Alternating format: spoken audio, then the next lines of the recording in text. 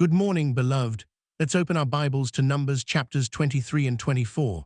Today, our sermon is titled, Glorying in God's Unstoppable Blessing.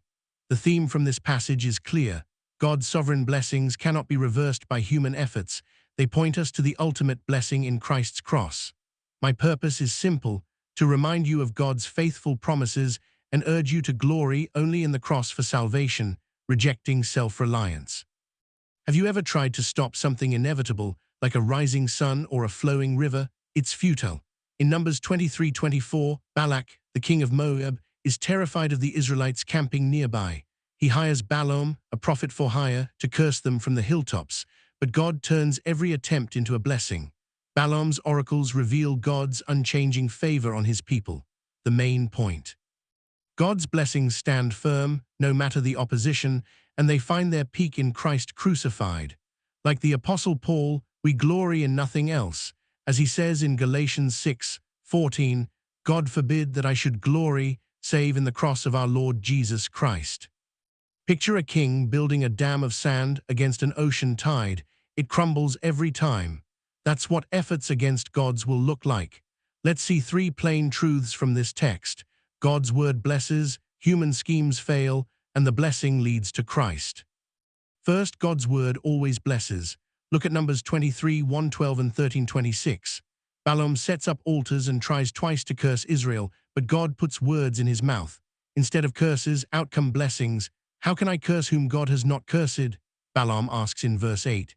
And in verse 20, God declares through him, Behold, I have received commandment to bless, and he hath blessed, and I cannot reverse it. The key point is this. God's sovereign word turns curses into blessings. He cannot lie or change his mind. As verse 19 says, God is not a man that he should lie, neither the son of man that he should repent. Men like Balak bribe or scheme to twist outcomes, but God's promises hold.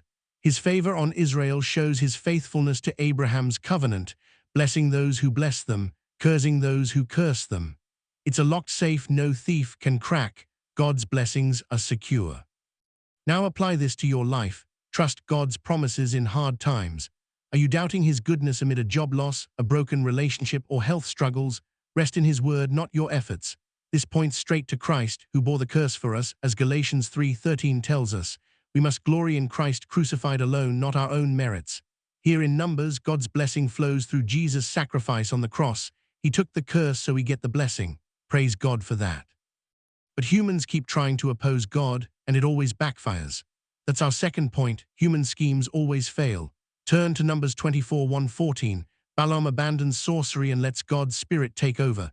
His third and fourth oracles bless Israel abundantly, foretelling their victory over enemies. Balak gets furious. What hast thou done unto me? I took thee to curse mine enemies, and behold, thou hast blessed them altogether, he says in verse 10. But his anger changes nothing. God's Spirit prevails. The key point, no scheme can thwart God's plans. Opposition only highlights his power. Balaam wanted the paycheck, Balak wanted control, but God overruled them both. Human tricks are powerless against divine will. It's like a child's slingshot against a mountain. It bounces back harmlessly. Where do you scheme instead of obey? In your work, chasing promotions through shortcuts. In relationships, manipulating to get your way. Or in faith, relying on rituals or good deeds to earn God's favor. Stop relying on self. It leads nowhere. We do not glorying in our works or knowledge. They can't save us. Schemes fail because sin blinds us. Only the cross breaks sin's power, offering free forgiveness through Christ's blood.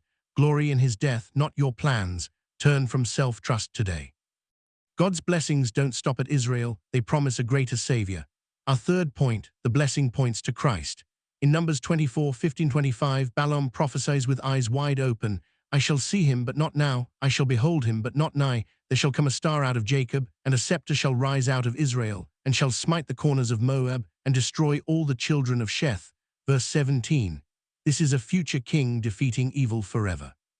The key point is God's blessings culminate in a Messiah who brings ultimate victory.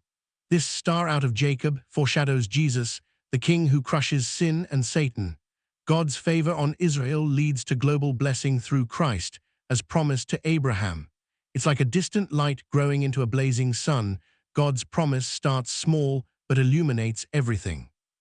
Live under Christ's rule today. Repent of self-trust, embrace his victory over sin, be bold in your faith, knowing his blessing endures through trials. Ryle teaches that the cross is our only glory. Christ, the Star of Jacob, died to atone for our sins, reconciling us to God. Without the cross, no blessing avails us. Trust the crucified Savior for peace with God. In conclusion, Numbers 23:24 shows us God's blessing word, failed schemes, and the promise of Christ. We can't earn this blessing, Christ won it on the cross. Ryle urges us, glory in nothing else, it's the heart of true faith. Apply it like this: trust God's promises when you're opposed, reject self-schemes, flee to the cross for mercy, live victoriously, glorying in Christ crucified. Picture a tree rooted by a stream, unshakable in drought. That's the soul fixed on the cross. If you're leaning on yourself today, turn to Christ now, confess your sin and believe in his sacrifice. If you know him, glory afresh in his cross. Let's pray. Lord, thank you for unbreakable blessings in Christ. Forgive our schemes. Help us glory only in the cross, living for you. Amen.